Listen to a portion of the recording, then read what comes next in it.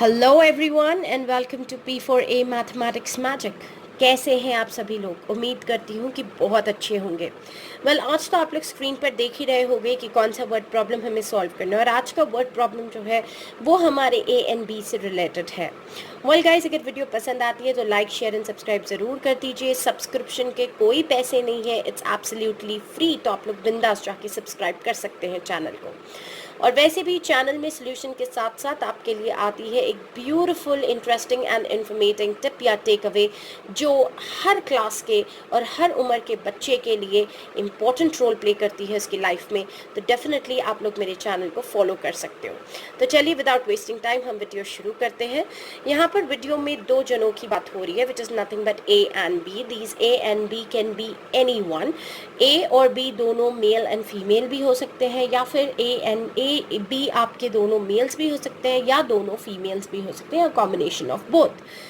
अब in general यहाँ पर लिखा हुआ है कि A takes 6 days less than B to do a work. तो हमें यहाँ पर जो मेंशन कर दिया गया है वो ये है कि जो आपका जो ए है is taking nothing but 6 days less than B to do work, and both A and B working together can do it in 4 days। तो A और B के हाथ में एक काम दिया गया है करने के लिए, और ये ऑब्जर्वेशन है कि जो A है वो 6 दिन कम लेता है B से टू कंप्लीट द वर्क। तो समझिए आप, अगर B ने 18 days में फॉर एग्जांपल वर्क कंप्लीट किया है, तो A जो है 18 में से 6 निकाल दीजिए, तो विच इज़ नथिंग बट आपके 12 days में काम ख़त्म कर लेगा। ये मैंने सिर्फ एक रैंडम एग्जांपल दिया है क्वेश्चन समझाने के लिए।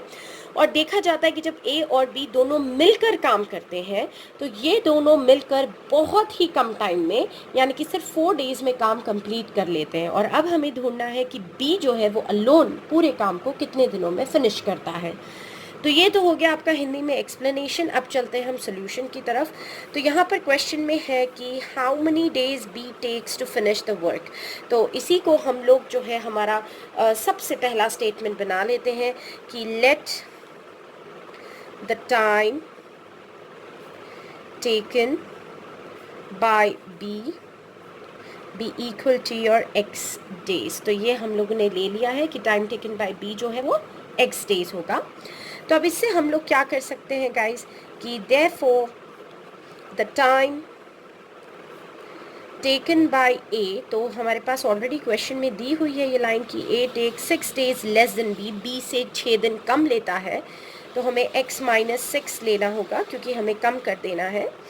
अब इसी से हम लोग नेक्स्ट जाते हैं कि therefore your B's 1 day work, हमें एक दिन का काम निकालना होगा। तो हम ले लेते हैं बीज 1 day वर्क जो है वो आपको कितना मिलने वाला है, 1 divided by x हो जाएगा। And at the same time your age 1 day work, यानी कि एक दिन में ये दोनों कितना काम कर सकते हैं, अकेले अकेले का हमने निकाल लिया, विच is nothing but 1 out of x minus 6। तो हमने b का भी 1 day वर्क कैलकुलेट कर लिया और a का भी 1 day वर्क कैलकुलेट कर दिया है। फिर उसके बाद टुगेदर, यानी कि इकट्ठे A and B, together A and B work for how many days। तो ये भी आपके पास क्वेश्चन में दिया हुआ है, they work together for a total of your 4 days। तो अब हम इससे निकाल सकते हैं कि therefore A and B's, और वो भी together, यानी कि इकट्ठे जब वो लोग काम करते हैं टुगेदर, 1 day's वर्क कितना होने वाला है। तो इन दोनों का जो 1 day वर्क होने वाला है वो आपका 1 divided by 4 होगा। अब आप देख सकते हो हमारे पास ये भी 1 day वर्क है, ये भी 1 day वर्क आ गया, और ये भी हमारे पास 1 day वर्क आ गया। अब ये तीनों को हम लोगों को असेंबल करना है।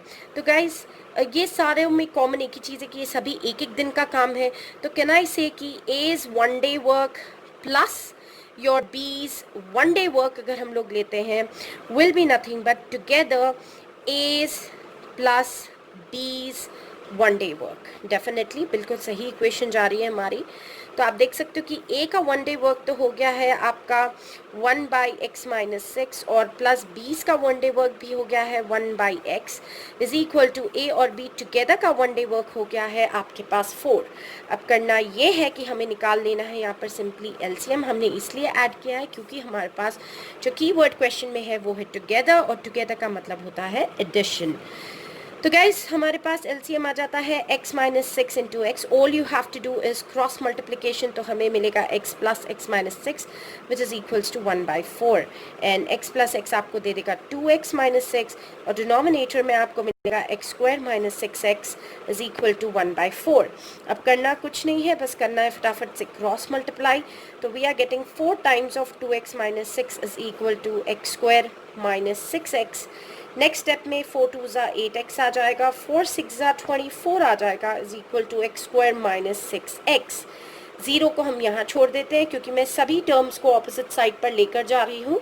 And you will be getting x square minus six x and 8 उधर आएगा तो माइनस 8x हो जाएगा एंड प्लस 24. तो जो फाइनल इक्वेशन आपकी आएगी विच is nothing but your so called quadratic equation, वो कुछ इस तरीके की नज़र आएगी. अब आपको करना क्या है, आपको करना कुछ नहीं है, बस आपको स्प्लिट द मिडिल टर्म लगाना है और इस इक्वेशन को सॉल्व कर लेना है.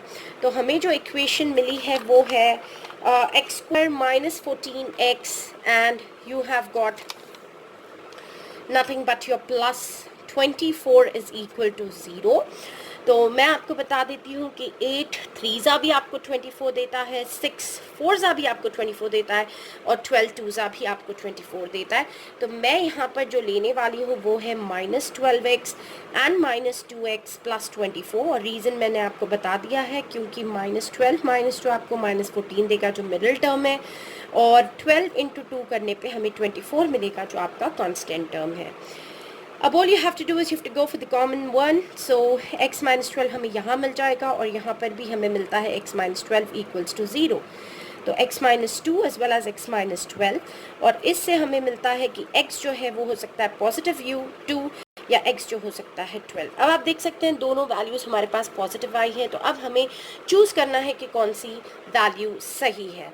तो गाइज इफ़ हम लोग लेते हैं कि B's work टेक्स कितने डेज है हमारे पास, 2 डेज अगर है गाइज, तो इस सिनारियो में जो हमारा ए का वर्क होगा that is going to take nothing but x minus six जो कि हमने पीछे किया है which is 2 minus six which is minus 4.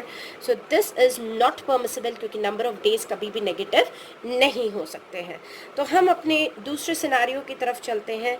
तो अगर हम लेते हैं कि if B's work takes number of days is equal to 12 days, then in this case A's work जो है वो आपका जो टाइम कंज्यूम करेगा वो होगा x minus 6 which is 12 minus 6 and the answer is going to be 6 days. तो yes guys ये हमारे दोनों बिल्कुल सही पढ़ते हैं. तो इससे हमें आंसर मिल गया है कि B का जो वर्क है वो 12 डेज़ के लिए होगा और जो A का वर्क है वो 6 डेज़ के लिए होगा. तो हमें एंड में लिख देना है कि B's final work is nothing but 12 days क्योंकि क्वेश्चन में हमें सिर्फ B के बारे में पूछा गया है. तो वेल गाइज ये तो हो गई है आज की आपकी प्रॉब्लम भी कंप्लीट हो चुकी है. तो अब बिना टाइम वेस्ट करे हम चलते हैं हमारे टेक अवे की तरफ. तो लेट्स गो गाइज. तो चलते हैं आज की हमारी इंपॉर्टेंट टिप या टेक अवे की तरफ. और आज हमारी टेक अवे है मैं दोस्तों को नहीं छोड़ूंगा. जी हाँ, इस टेक अवे का मतलब आज क्या है, मैं दोस्तों को नहीं छोड़ूंगा. इस इम्पॉर्टेंट टिप में हम लोग आज ये आपको कन्वे करना चाह रहे हैं कि बहुत सारे स्टूडेंट से ऐसा होता है कि उन लोगों को जो सबसे इम्पॉर्टेंट रिलेशन होता है इस फेज़ ऑफ लाइफ में और जो सबसे अजीज़ रिलेशन हो जाता है वो उन लोगों की फ्रेंडशिप का रिलेशन होता है. And usually what happens is कि ये फ्रेंडशिप डिफरेंट लेवल्स पर बन सकती है. कुछ स्कूल फ्रेंड्स होते हैं, कुछ कॉलेज फ्रेंड्स होते हैं, कुछ आपके सोशल नेटवर्किंग साइट्स पे जो बनते हैं फ्रेंड्स वो होते हैं. मगर जनरली मैं यहाँ पर उन दोस्तों की बात कर रही हूँ जो स्कूल में बनते हैं और फिर आप लोग कसम खा लेते हो कि ज़िंदगी भर आपको उनका साथ नहीं छोड़ना है.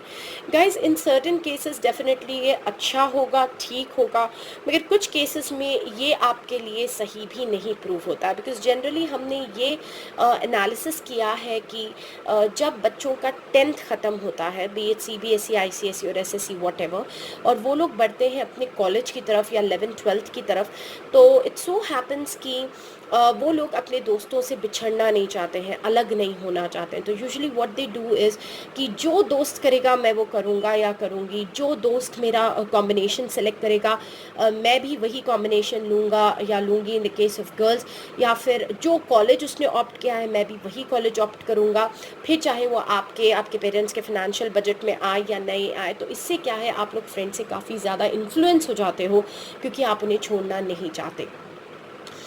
तो इससे जो है बहुत बड़ी प्रॉब्लम ये क्रिएट हो जाती है कि आप लोग आपका इंटरेस्ट कौन से सब्जेक्ट्स में है आप वो एकदम से निगलेक्ट कर देते हो, and you end up choosing always the wrong subject और the combination for your inter level और 11th एंड 12th।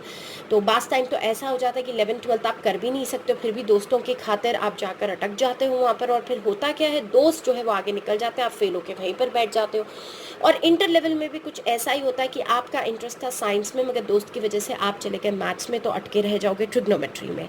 और होता ये है कि आपको पसंद थी मैथ्स और आप एंड अप हो गए लेकर अकाउंट्स, और ना उसमें आप इकोनॉमिक्स ही समझ पा रहे हो, ना कॉमर्स ही आपके पल्ले पड़ रही है। तो गाइस यहाँ पर मैं आपको ये बताऊंगी कि जो जेन्युइन दोस्त होगा वो कहीं पर भी हो डेफिनेटली आपका साथ हमेशा निभाएगा।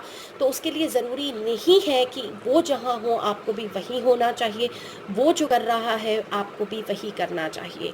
तो प्लीज़ अपने फ्यूचर को आप लोग सेंसिबली लीजिए, और आप लोगों को हायर स्टडीज़ के लिए कौन से कॉम्बिनेशंस को चूज़ करना है वो भी आप सोच समझ कर चूज़ करिए। और जो दोस्त पक्का होता है, जेन्युइन होता है, वो मरते दम तक डेफिनेटली आपका साथ निभाएगा इन सम और द अदर वे। तो वेल गाइस, ये टिप भी डेफिनेटली आप लोगों की लाइफ में बहुत इंपॉर्टेंट रोल प्ले करेगी। अगर टिप्स पसंद आती हैं, चैनल पसंद आता है, तो please like share and subscribe कर दो यार, इतना तो कर ही सकते हो एक अच्छी टीचर के लिए। तो well, see you with the next video and next information. Till then, goodbye and take care.